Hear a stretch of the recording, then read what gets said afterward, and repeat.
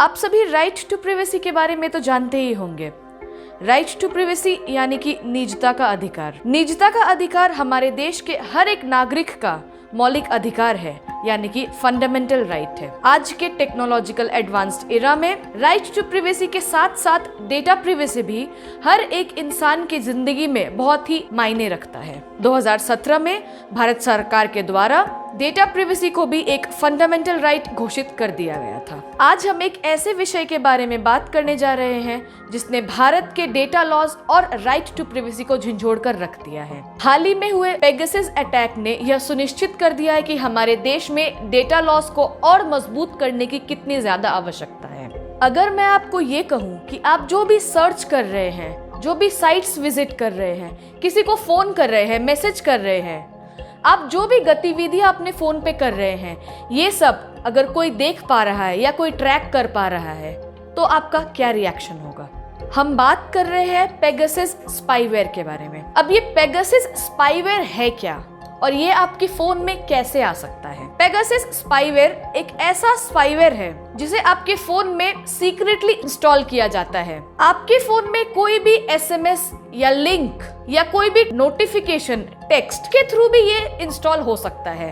आपको पता भी नहीं चलेगा कि ये आपके फोन में कब इंस्टॉल हो गया है। जरूरी नहीं कि आपको कोई लिंक पे क्लिक करना पड़ेगा तब जाके ये इंस्टॉल हो। पेगासस एक ऐसा स्पाईवेयर है जिसे इजराइल के एनएसओ ग्रुप ने तैयार किया है। यह एनएसओ ग्रुप साइबर सुरक्षा के लिए सॉफ्टवेयर्स बनाती है और यह सॉफ्टवेयर्स को सिर्फ और सिर्फ देश की सुरक्षा के लिए इस्तेमाल किया जाता है। इस कंपनी का यह मानना है कि यह सॉफ्टवेयर्स वह किसी को नहीं बेचती, कोई भी प्राइवेट सेक्टर या पब्लिक सेक्टर को नहीं बेचती। यह बस वेटेड गवर्नमेंट्स यानी कि खास गवर्नमेंट्स को बेचा जाता है ताकि वह आतंकवाद या आतंकवाद से जुड़ी हुई कोई भी गतिविधियों पर नजर रखे। लेकिन अगर मैं आपको यह कहूँ कि आतंकवादियों पर नजर रखने के बजाय देश के जर्नलिस्ट, देश के पॉलिटिकल लीडर्स, डिफेंस पर नजर रखता है, तो फिर आपके मन में जरूर सवाल उठेंगे। तो ये पेगासस स्पाईवेयर की शुरुआत कहां से हुई थी? El Chapo Osama bin Laden के बाद दुनिया में सबसे ज्यादा प्रचलित टेररिस्ट है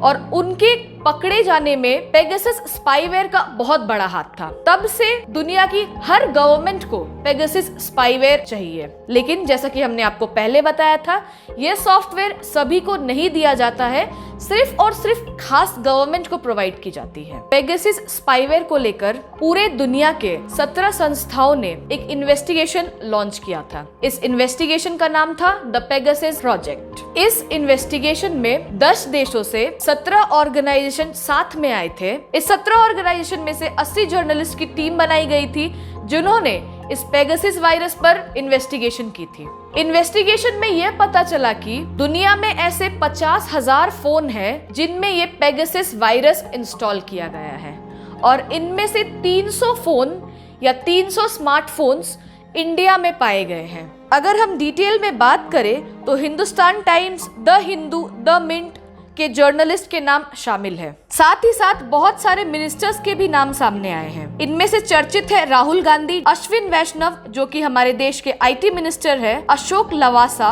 x election commissioner, Prashant Kishor poll strategist और अभिषेक बनर्जी टीएमसी लीडर जो कि ममता बनर्जी के भतीजे भी हैं। सांसद के मॉनसून सेशन के पहले दिन पेगासस वायरस को लेकर या पेगासस स्पाईवेयर को लेकर बहुत ज्यादा हंगामा किया गया, जिसके वजह से सांसद को भी अडजर्न करना पड़ा।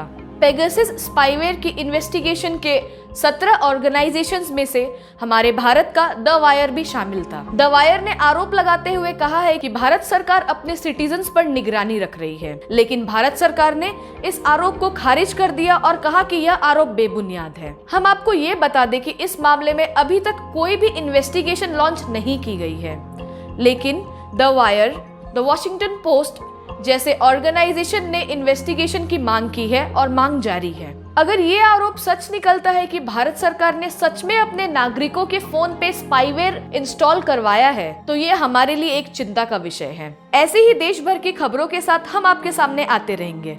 तब तक देखते रहिए न्यूज़िस्तान।